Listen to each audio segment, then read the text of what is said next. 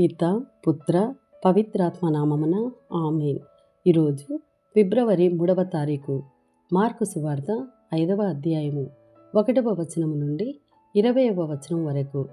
పిదపవారు సరస్సునకు ఆవలనున్న గేరాసేనుల దేశమును చేరిరి. యేసు పడవ నుండి దిగిన వెంటనే దయ్యము పట్టినవాడు ఒకడు సమాధులలో నుండి ఆయన యొద్దకు వచ్చెను. సమాధులలో నివసించుచున్న వానిని గొలుసులతో కూడా బంధింప ఎవరికిని సాధ్యం కాకుండెను. అనేక పర్యాయములు వానిని ఇనుప గొలుసులతో కాళ్ళు చేతులు కట్టివేసినను వాడు ఆ గొలుసులను త్రెంపివేయుచుండెను. కనుక వాడు ఎవ్వరికిని స్వాధీనము కాకపోయెను. ఇట్లు వాడు రేయింబవళ్ళు సమాధుల యందును కొండ కోనల యందును నివసించుచు అరచుచుండెను. రాళ్లతో తనను తాను గాయపరచుకొనుచుండెను.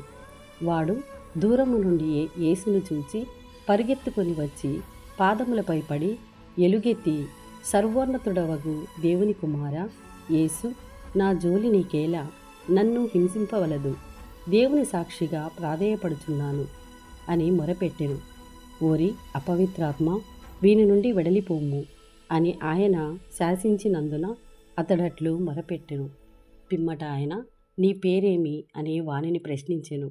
వాడు అందుకు, నా పేరు దళము, ఎందుకనగా మేము అనేకులము అని జవాబిచ్చెను. మమ్మీ దేశము నుండి తరిమివేయవలదు అని ఆయనను మిక్కిలి వేడుకొనెను. అప్పుడు ఆ కొండ ప్రాంతమున పెద్ద పందుల మంద ఒకటి మేయిచుండెను.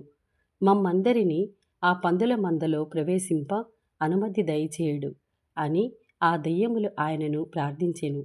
ఆయన అట్లే అనుమతించెను. అంతటా ఆ భూతములు ఆ పందులలో ప్రవేశించెను.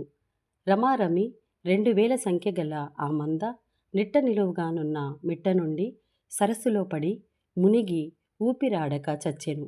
అప్పుడు పందులను మేపువారు పరిగెత్తి పట్టణములలో పరిసర పల్లెపట్టులలో ఈ సమాచారమును ప్రచారం చేసిరి. ఆ దృశ్యమును చూడ జనులు గుమికూడి వచ్చిరి. దయ్యము పట్టినవాడు వస్త్రములు ధరించి స్వస్థుడై కూర్చుండి ఉండుట చూచి వారు భయపడిరి. పందుల వృత్తాంతమును దయ్యములు పట్టిన వాని కథను విని చూచిన వారు ఇతరులకు దానిని తెలియజేసిరి. తమ ప్రాంతమును విడిచిపొమ్మని వారు ఆయనను ప్రార్థించిరి. అంతటా యేసు పడవనెక్కుచుండగా, నన్ను మీ వెంట రానిండు అని దయ్యము పట్టినవాడు ప్రార్థించెను.